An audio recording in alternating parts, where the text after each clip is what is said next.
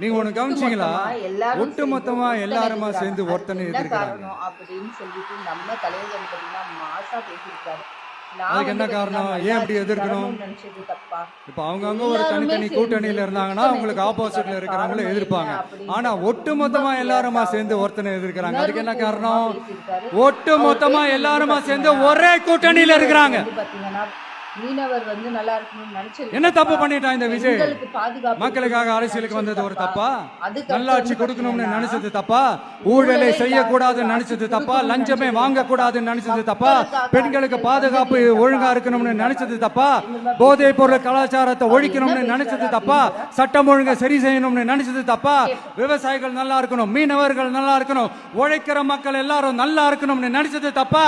ஆனா மக்களே நல்லா இருப்போம், நல்லா இருப்போம், எல்லாரும் நல்லா இருப்போம். எப்படி நல்லா இருப்போம், நல்லா இருப்போம், எல்லாரும் நல்லா இருப்போம். மறுபடியும் நம்ம வேற ஒரு வீடியோ